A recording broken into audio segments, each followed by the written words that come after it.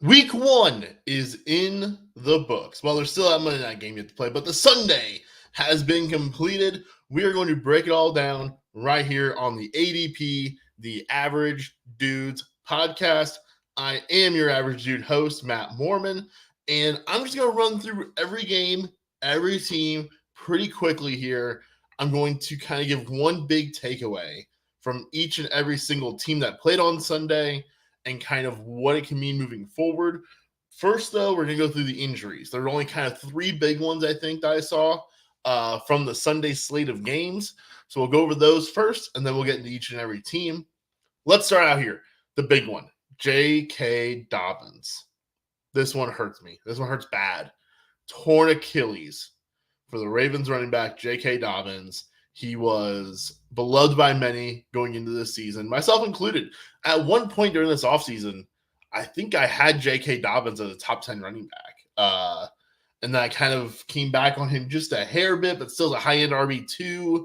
And he looked awesome out there. You know, he had that early touchdown, and then he comes up gimpy after a run that got him down. I think it was to like the 1 or the 2. And then Justice Hill came in and punched it in. He gets helped down to the locker rooms. Torn Achilles is feared. Torn Achilles is confirmed. So what does that mean now? That means Justice Hill and Gus Edwards kind of become the 2 running backs to pick up in Baltimore. Hill definitely had the better work and the better game here in week 1. I just have a bit of a hard time trusting Justice Hill, but I think he is the higher upside pickup. And so I think in this situation, he is the one to target because I think when you're shooting for free agent pickups, shoot for the moon, right? Gus might be a bit of a safer option, but I think, Hill might be the higher potential too. So look, this could also be a Kareem Hunt. This could also be a Leonard Fournette. I think those guys are both definitely in play because look, the Ravens – Homer over here, but like the Ravens are a team with Super Bowl aspirations, and J.K. Dobbins was going to be a big part of that. And so I would not be surprised to see them be the team that goes out and brings in one of those running backs. Also, Deontay Johnson, he hurt his hamstring. I have not seen updates on these other injuries, so I don't know for sure, but he had an injury to his hamstring, and Pat Freiermuth had a rib injury. We're going to talk about that entire Steelers defense a little bit later. I'm not sure there's anybody to go pick up with this. I mean, Allen Robinson had some targets, but man, I was against a very good defense, but that offense looked terrible. Okay, let's go to the games. Let's start with the Ravens. Yeah, J.K. Dobbins, we'll set that one aside for a second here because we've already kind of touched on that. Like I said, go pick up Justice Hill. Go pick up probably also Gus Edwards and keep monitoring what else there is. The guy I want to talk about here, though, Zay Flowers. Zay Flowers for this offense, look, it took me a little bit to buy into it, but over the course of the summer training camp and the preseason, he looks awesome. And seeing him out there week 1, he was the unquestioned best wide receiver on this team. He had 10 targets, turned into 9 catches and 78 yards. He was the only player to have more than 3 targets. Isaiah likely did not pan out the way a lot of us was hoping he would in that week 1 with no Mark Andrews. And they got him involved in every way imaginable. He also had 2 rush attempts also. He only turned in 9 yards, but it was another way of showing that he is a priority in this offense. So to me, Zay Flowers, definitely a guy that if the guy who has Zay Flowers didn't watch the game or maybe isn't going to buy into it being a rookie, Zay Flowers could be a guy to go try to get in week 2 on a trade because he might be that second half wide receiver breakout. On the Texans side of things, the thing I want to point out here is the workload among running backs. Dameon Pierce had 11 carries for 38 yards. Devin Singletary had 7 for 15. Now, that's bad numbers there at Devin Singletary. Only at 2.1 yards per carry, right?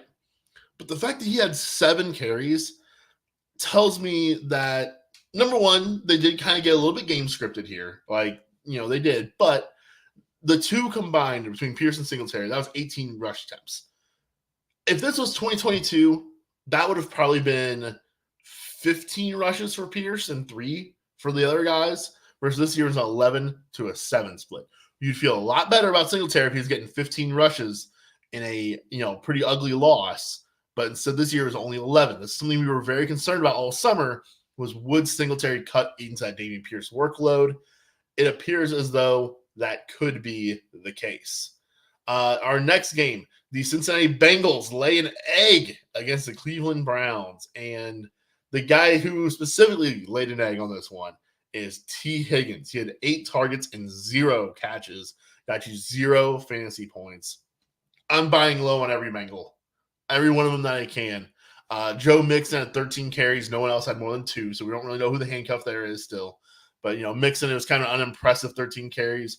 Burrow had a miserable game. Chase didn't do anything really. And Higgins with a straight-up goose egg. Go get all these guys if you can. If you can trade whoever you pick the following round even for those guys, I would probably happily do that in every case. On the Cleveland side, Deshaun Watson once again looked terrible. 16 for 29 for 154 yards, 1 touchdown, 1 interception. How much longer are we going to blame rust? At what point do we look at this and say, man, sometimes when you lose it, you lose it. Sometimes when you take long layoffs, it goes, it doesn't come back, right? How many times did we all pick up Josh Gordon over the years? And it never happened again, did it? So it's something that during the preseason, I really started to fall hard on Watson because he was one of the 3 players I had pegged I need to see something out of. We'll get to those other 2 later on because they both made statements also. One positive, one negative. Watson looks bad, and that had me worried about Cooper.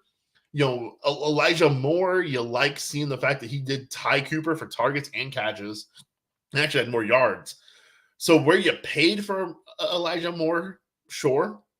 But this was something that had me very worried kind of in the middle of draft season. All right, next up, Tampa Bay 20, Minnesota 17. The Buccaneers with the upset win. And my takeaway there is that Baker Mayfield, at least for one game in a positive matchup, was able to maintain Mike Evans and Chris Godwin. I don't have their schedule up in front of me, but this game does give me confidence that if the Buccaneers face a bad defense, Minnesota's bad defense, then you can play Mike Evans. You can play Chris Godwin. You can play them with confidence because at least against a team like the Minnesota Vikings, they were able to go out there and, 6 for 66 and a touchdown for Mike Evans, 5 for 51 for Chris Godwin. Both guys able to come through at least to some extent for you. On the Minnesota Vikings side of things, look, the volume is there once again for all the guys that volume need to be there for, right? Kirk Cousins threw the ball 44 times. It wasn't the greatest 44 pass attempts you'll ever see, but got him 344 yards and 2 touchdowns. So you got a lot of fancy goodness there out of Kirk Cousins. Alexander Madison, he was the only running back to get significant work. Ty Chandler got 3 carries. So Madison had 11 for only 34. He did have that receiving touchdown, though. He had 3 catches on 4 targets. So Madison, again, we were kind of worried would he actually be good. Doesn't always matter as long as you get all the work in the world. Next game up, the Tennessee Titans versus the New Orleans Saints. Saints win this one 16-15. And for the Titans side of things, Tannehill looks like a veteran quarterback who is going to get benched for a younger option. Whether it be either Malik Willis or Will Levis, I don't know. We'll see. But, man, 198 yards and 3 interceptions. It's a bad, bad day out of Ryan Tannehill there. And really, it kind of sunk the rest of them. I mean, Hopkins, you got something out of Hopkins with 7 catches and 65 yards. Nick Westbrook-Akine, he keeps on hanging around and stealing those, targets we'd rather have go to Treylon Burks. But Tannehill, man, he looks rough. And I'm getting more and more worried that he might he might get benched. On the Saints, my big takeaway here is Chris Olave still got 10 targets, 8 catches, 112 yards, even with Michael Thomas getting 8 targets himself and 5 catches for 61 yards. And look, even Rashid Shaheed hung around with 6 targets, got 5 for 89 and a touchdown. The target distribution there. I think some of us were just a little bit worried. I wasn't. I shouldn't say some of us. Some people out there were a little worried about what Michael Thomas could do to Chris Olave. I love Chris Olave. I think he's one of the best receivers in football. And he showed it in this one that even with Michael Thomas around, Chris Olave is the target leader on that offense. All right, this one's going to hurt a little bit. Atlanta and Carolina. Atlanta 24, Carolina 10. Arthur Smith just continues to hate fantasy football. The Falcons. It's a backfield split with Tyler Algier getting 15 carries to Bijan Robinson's 10. Algier also, by the way, got 2 touchdowns.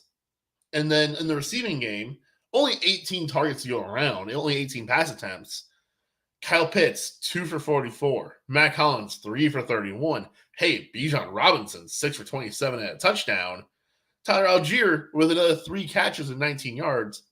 Drake London, 0 catches on 1 target. Look, this is my worry with a few of those guys, right? I think me and Tanner talked about it on one of our final shows before the season. Between Drake London and Jahan Dotson, and I want to say there's one more, it might have been Christian Watson. I was worried that one of those 3 guys was going to really explode and be awesome. One of those guys probably wouldn't have the breakout because it's a low-volume offense, and then one of those guys might fall off the table a little bit.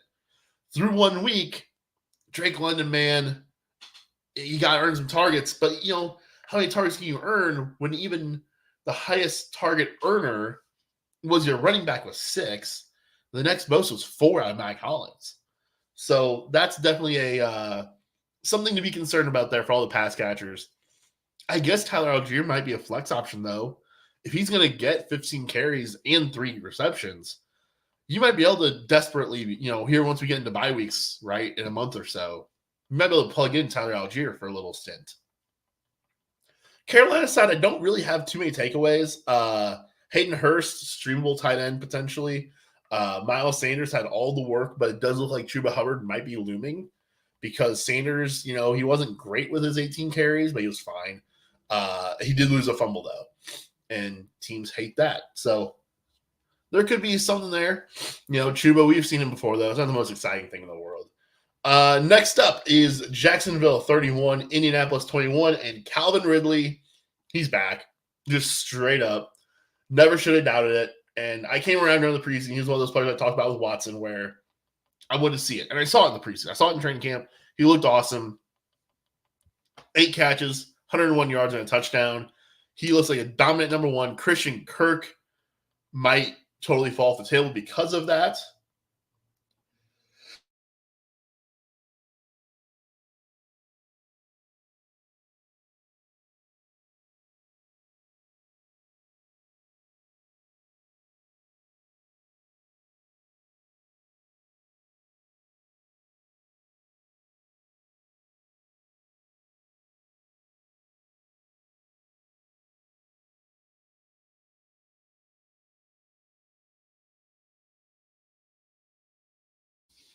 The risks you run with being live, right? Sorry about that. So Calvin Ridley, 8 catches, 101 yards, and a touchdown. Christian Kirk, only 3 targets, 1 catch, 9 yards on the day for him. Yeah, Ridley looks awesome. He looks like a top 10 receiver at this point. I mean, it's only 1 game. I know. And there's going to be some fool's gold week 1. We got to always remember that. Week 1, there will be some fool's gold out there. Absolutely. Especially when we talk waiver wire. But, man, this guy looked legit out there. And then on the Colts side of things, look, Michael Pittman got 11 targets, 8 catches, 97 yards, and a touchdown.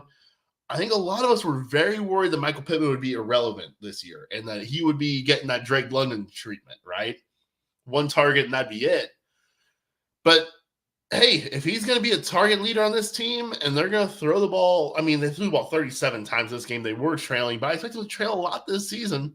You know, I don't think the Colts are going to be any good, so that is very, very much potentially a thing we can see from time to time with the Colts. And Anthony Richardson, by the way, 10 carries, 40 yards, and a rushing touchdown. He got you a nice little game. He did what we kind of thought he could do. All right, San Francisco 30, Pittsburgh 7. San Francisco side of thing, everyone was awesome. And that kind of means one person's always going to be left out in the cold, right? This is what we talked about all summer. This time it was George Kittle. Who knows? Next time it might be Brandon Ayuk, who had a monster game this week. This is our worry, though, with all of those pass catchers in San Francisco is they can score 30 points. There's only so many touchdowns to go around. On the Pittsburgh side of things, everyone was terrible and everyone was awful. And look, they had a nice little preseason, absolutely.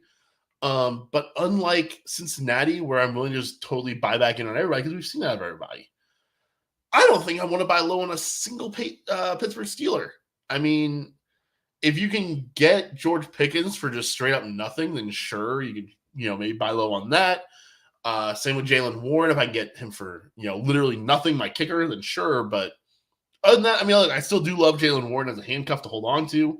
I think he will take this job. He already has, been very involved in the passing game through 1 week.